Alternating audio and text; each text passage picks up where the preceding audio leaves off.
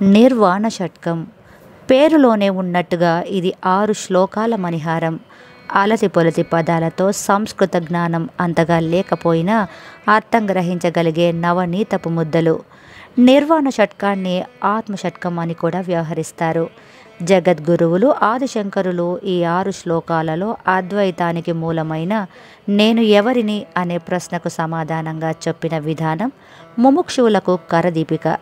మహావాక్యాల సారమే ఈ నిర్వాణ షట్కం. నిర్వాణ షట్కాన్ని ఆదిశంకరులు అశువుగా తన 8వ ఏట చెప్పారు. నర్మదా నదీ ప్రాంతంలో గురువు కొరకై అన్వేషిస్తున్న సమయంలో గోవింద భగవత్పాదుల వారిని బాలశంకరుడు చూడడం సంభవించింది. అప్పుడు వారు బాలశంకరుణ్ణి యథాలాపంగా నీవు ఎవరివి అని అడిగిన ప్రశ్నకు ఈ 6 శ్లోకాలలో సమాధానం చెప్పారని ప్రతీతి. ఈ శ్లోకాలు విన్న వెంటనే గోవింద భగవత్పాదుల వారు శంకరుని తమ శిష్యునిగా అంగీకరించినట్లు తెలుస్తోంది. ఆత్మసాక్షాత్కారానికి పునాది వంటివి ఈ శ్లోకాలు. మొదటి శ్లోక భావాన్ని చూస్తే నేను పరిపరి విధాల ఆలోచనలు చేసే మనస్సును కాను, అనేక కర్మలు చేయడానికి ప్రేరేపించే బుద్ధిని కాను, అహంకారము మొదలైన వికారములు నేను కాను, వినదగినవి వినదగనివి వినే వినికిడి సాధనమైన చెవిని నేను కాను, అనేక రుచులకు అలవాటు పడిన నాలుకను నేను కాను, నానావిధ పరిమళములను దుర్గంధాలతో సహా ఆగ్రానించే నాసికను నేను కాను, చూడవలసిన చూడకూడని దృశ్యాలు చూసే నేత్రాలు కూడా నేను కాను, జగత్తంతా ఆక్రమించిన ఈ శూన్య ప్రదేశమైన ఆకాశమును నేను కాను, సకల జనులను ప్రకృతి సంపదలను మోసే భూమిని నేను కాను, సమస్తమును ఆహుతి చేయగల సత్తా ఉన్న అగ్నిని నేను కాను, విశ్వమంతా వ్యాపించే వాయువును నేను కాను, అదేవిధంగా ఎక్కడికైనా చొచ్చుకొని పోగల జలమును కూడా నేను కాను. మరి నేనెవరిని? నేను వీటన్నింటికి అతీతంగా ఉన్న సచ్చిదానంద రూపుడనైన మంగళప్రదుడనైన శివుడనే నేను. ఆ శివుడనే నేను. ఇక 2వ శ్లోక భావాన్ని చూస్తే నేను ప్రాణమును కాను, జీవుడను కాను, ప్రాణపానాది పంచవాయువులను కాను, శరీరాన్ని సక్రమంగా నడిపించే 7 ధాతువులను నేను కాను, ఈ ఉపాధి మాట్లాడే శక్తి నాది కాదు, అనేక విధములైన కర్మలు చేసి పలు చోట్లకు తిరిగే చేతులు కాళ్ళు నేను కాను, అలాగే బాహ్య అంతరేంద్రియములు ఏవియూ నేను కాను. మరి నేనెవరిని? నేను కేవలం సచిదానంద స్వరూపుడను మంగళకరుడను అయిన శివుడనే. అవును, నేను శివుడనే. నేను సాక్షాత్తు సచిదానంద స్వరూపుడను తప్ప వేరు కాదనే అఖండ బోధను జగద్గురువులు నిర్వాణ షట్కం ద్వారా వివరించిన విషయం గుర్తు చేసుకోవడం ఎంతో సమంజసం.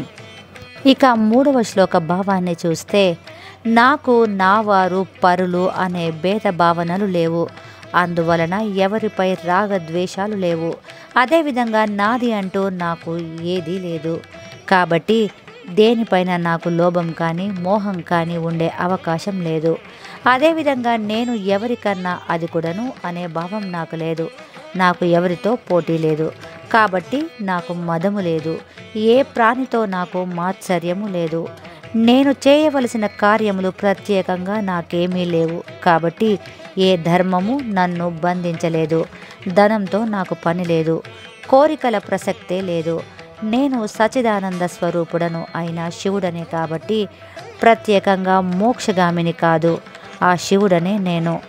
అహం బ్రహ్మాస్మి భావన సాధకునికి రావడానికి ఇంతకంటే ప్రమాణం ఏమీ ఉండదు.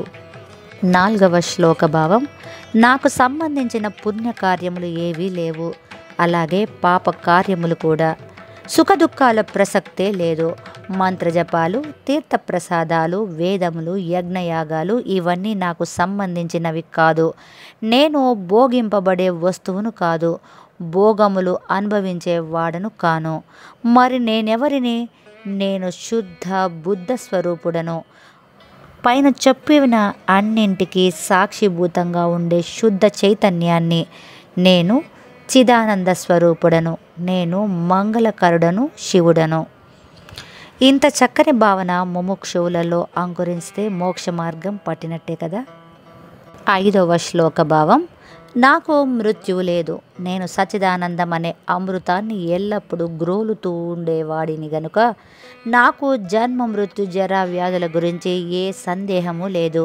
అవి నన్ను అంటలేవు కాబట్టి నాకు ఉపాధి జ్ఞానమే లేనందున ఏ జాతి వాడను అనే స్పృహ లేదు. ఏ జాతి మీద తక్కువ భావం అసలే లేదు. నేను సనాతుడను కాబట్టి నాకు శాశ్వత తల్లిదండ్రులు, బంధుమిత్రులు, గురువులు లేరు. శిష్య పరంపర అసలే లేదు.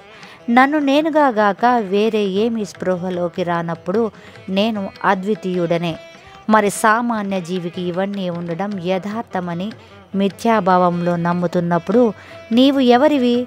నేను చిదానంద రూపుడనైన శివుడనే. ఆ శివతత్వమే నేను. తత్వమసి అనే మహాకావ్య సారమే ఈ సమాధానంగా జగద్గురువులు చెప్పారని తెలుసుకోవడానికి ఇంతకంటే తార్కాణం ఉండదు. ఆరవ శ్లోక భావం. జీవ ఈశ్వర ఏకత్వము సిద్ధించిన వాడను కావున నేను నిర్వికల్పుడను, నిరాకారుడను. నేను అన్ని చోట్ల వ్యాపించి ఉన్నవాడను. నేను ఇంద్రియముల ఆధీనములో లేను. సర్వేంద్రియములు నా అధీనములో ఉన్నవి. నా చైతన్యము వలననే అవి ప్రకాశించి వాటి పని అవి చేసుకోగలుగుతున్నవి. నేను నిస్సంగుడను. నాకు ఏ విషయంతో సాంగత్యం లేదు. నేను ముక్తుడనే అయి ఉన్నాను కనుక నాకు వేరే ముక్తి లేదు. అసలు నాకంటూ ఉనికి లేనే లేదు. మరి నేనెవరిని? నేను చిదానంద రూపుడనగు శివుడను, మంగళకరుడను. జగద్గురువులు చిన్న వయసులోనే ఇంత నిశ్చయ భావంతో చెప్పారంటే వారు అప్పటికే తత్వజ్ఞాన ప్రతిబంధకములు అయిన సంశయాది భావనలు పోగొట్టుకొని విపరీత భావనలను దూరంగా పెట్టి సూక్ష్మ బుద్ధితో తాను బ్రహ్మమును అని తెలుసుకున్నారు. ఈ నిర్వాణ షట్క వాక్యాలను సాధకుడు అవగాహన చేసుకుంటే దీని ప్రభావం వలన చేతిలోనికి తీసుకున్న నీరు ఎట్టి ప్రతిబంధకము లేక ఎలా సేవింపవచ్చునో అట్టి విధంగా పరబ్రహ్మ ప్రాప్తి సునాయాసంగా లభిస్తుంది. కాబట్టి తత్వమసి, అహం బ్రహ్మాస్మి అనే మహావాక్యముల గురించి నిరంతరం చింతన చేస్తూ వానిలోనే సాధకులు తదాత్మ్యత చెందవలెను.